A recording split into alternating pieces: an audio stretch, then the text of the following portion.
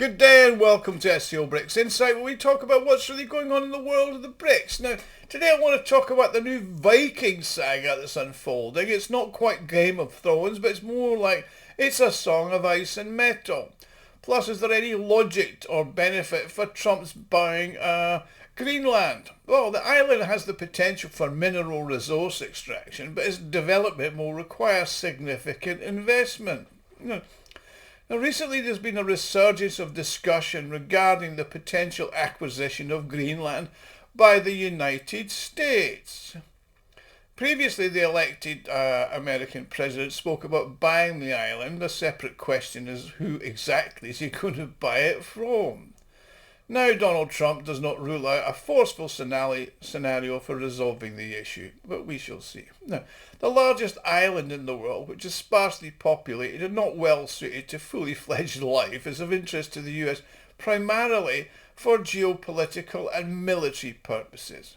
However, it would be remiss to overlook its significant commercial potential, which is currently underutilised. So why does he want it and what would he do with it? Now let's look at the economy of Greenland and its potential to attract American businesses that are pretty selective in their investments. Now from an economic perspective, Greenland's not exactly a superpower. It's got a nominal GDP of about 3.5 billion, which makes it a negligible player on the global stage. However, this GDP is divided amongst a population of less than 60,000 people, and it's got a per capita GDP of $56,000. Now this is significant even by European economic standards. For comparison, the GDP per capita in Germany is $55,000, and in France it's only $48,000. Now I'm not sure dollars, I'm not sure what it is in the UK, but it's probably a lot less than that. Now notably, Greenland doesn't have any large cities where a disproportionately large part of their national income is generated. So this considered it could be one of the richest rural countries in the world. Now, it's an autonomous part of the Danish monarchy. Greenland's not a member of the EU, unlike its mother country. In 1972, Greenland joined the European Economic Community, but this move was considered harmful to its national interest, mainly because of fishing, I understand. Now, following a referendum in 1985, the island left the community but retained full access to the European Common Market. Now, before I continue, I'd like to make an appeal. If you like and enjoy my videos, you can help me fund the channel and my website, SCOBRICSinsight.com, to further develop them. You can do this by making a donation, large or small, which is done by clicking on the thanks button at the bottom of the video screen. Everybody who donates does get a personal thank you from me, and I'm thanking you all now. Thanks for watching. Now, the key industry in Greenland has always been marine fishing. While in the 18th and 19th centuries, the Inuit population primarily hunted sea animals like seals, walruses and whales. Later, the island's main products became fish and other edible sea products, from halibut to shrimp and lobsters, of course. Now, the fishing industry is a significant economic driver, contributing over 50% of the country's GDP and 90% of its exports, and provides employment for around 6,000 individuals, which is about 15% of the total workforce. It's also noteworthy that the majority of fish plants and factories and processors are owned by the state. This enables the government to effectively regulate their fishing quotas, preventing overfishing and depletion of fish stocks. And so Greenland is critically dependent on its fish stocks. Now, the country's key buyers are Denmark, about half of its supply, the UK and Japan. Now, notably, Greenland has an agreement with Russia, allowing Russian fishermen to fish in its exclusive economic area, and Russia allows their fishermen to do the same. Now, the situation may change in the near future. Greenland's total area spans 2.1 million square kilometres, which is only 3.5 times smaller than the smallest continent, Australia. Approximately 80% of Greenland is covered by the ice cap, which limits the potential for natural resource exploitation. The remaining territory is comparable in size to a major European state, not to mention its shell. Now, given the ongoing rate of alleged global warming, which is expected, the more and more land will be released from under the glaciers, although it's expected that this process could take hundreds or even thousands of years. Not according to Al Gore, of course, but nobody believes anything that man says. Nevertheless, minerals have been sought in Greenland for some time. Following the oil crisis of the 1970s, the island's potential for hydrocarbon resources became a focal point as the demand for oil and gas surged worldwide.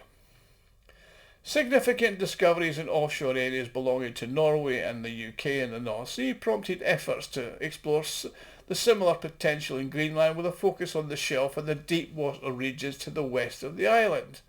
However, these initial efforts met with limited success, and exploration efforts in the 1990s, which included participation from majors like ExxonMobil, Chevron and Shell, didn't actually yield any substantial results.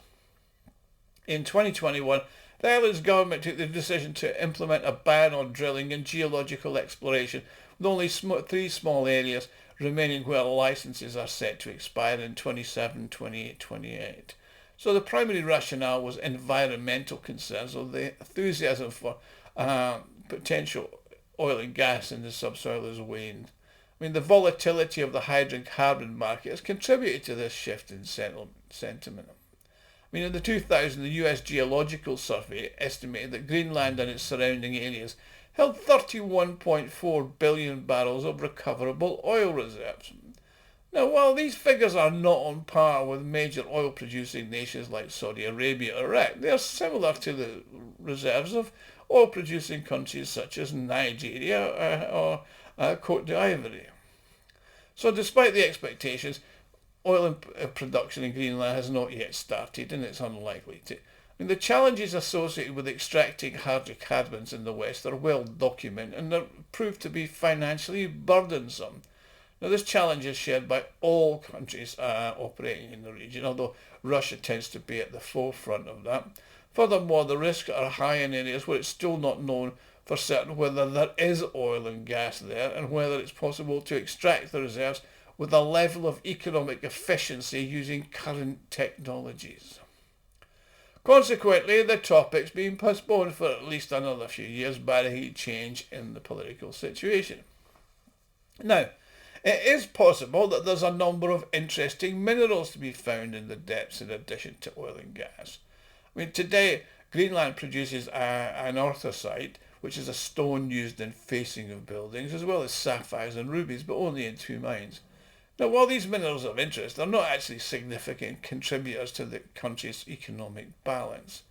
However, the country's geological exploration extends to a wide range of other stuff. I mean, for example, the Disco Nusak project attracted significant global attention in 2021 due to the reported discovery of a substantial deposit of nickel, copper, platinum and cobalt. This attracted prominent investors such as Bill Gates and Jeff Bezos, and they've invested in Blue Jay Mining, the company that's developing the site.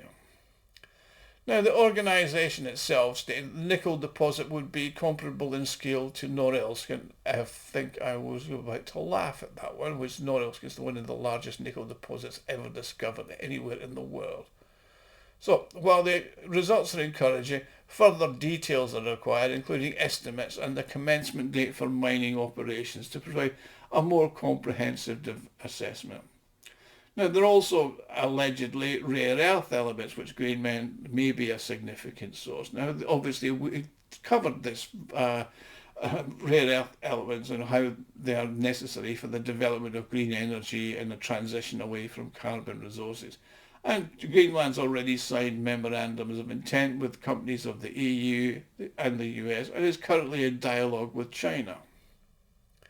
However, it has to be noted that significant obstacles still need to be overcome. For instance, in 2021, the Greenland government imposed a ban on uranium mining that coincided with a decision to halt oil extraction.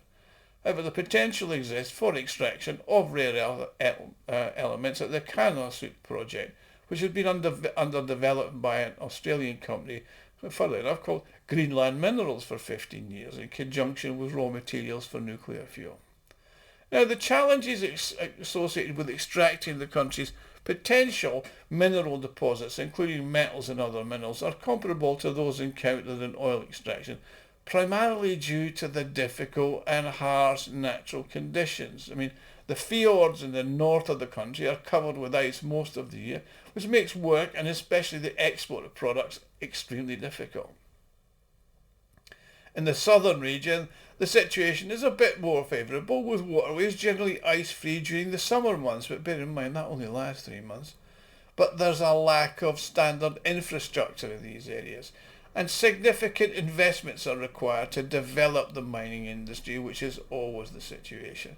And companies will only undertake in the event where there's a truly significant discovery. That said, the situation is expected to improve over time due to natural causes. The Arctic's becoming increasingly ice-free on a decade-by-decade process, and that also impacts on Iceland. It's anticipated that in the next 20 to 30 years, summer navigation might become feasible in all the Arctic territories. In some areas, navigation will be possible with even icebreakers during the winter, which is as well because the US doesn't have any. Well, it does have one, but it's not working very well. It's Greenland's strategic location in close proximity to the Northwest Passage, which is allegedly a navigable route connecting the Atlantic and Pacific Oceans, could be a significant asset. This geographic advantage is particularly beneficial for transport and trade. It's been highlighted by ice-free conditions in the Northwest Passage in 2007. And that also happened again in 2016. But there's no significant traffic because paleoclimatic data show that 8,000 years ago, at the largest warming period of the interglacial period, the Northwest Passage was ice-free. That said, the current warming may be significant, but the problem with the passage is, unlike the Arctic Sea route, it's very shallow, which limits the movement of large capacity vessels. So while Greenland currently experiences a period of low temperatures, it's not a limiting factor in the long-term outlook. But the ice cap does represent a significant opportunity, and it could act as a natural cooling system for data centres if they build them there. And that's a sector that's going to expand significantly in the future. However, the primary concern is how to relate the power supply and the establishment of reliable communication links with the mainland. So while Greenland's immediate prospects may appear limited, the potential exists for a substantial natural resources discoveries, and significant investments will be required. While there's no immediate benefits for companies that are operating there, any state's ability to plan for the long term makes the acquisition of that a sensible strategy for America. If Denmark's not going to do it, then America, why not? So this modern Viking saga will continue. So thank you for watching. Please like and share and subscribe. And if you want to help me out, click on the thanks button at the bottom of the screen and make a donation. All donations very welcome, and I'll see you all again soon. Thank you.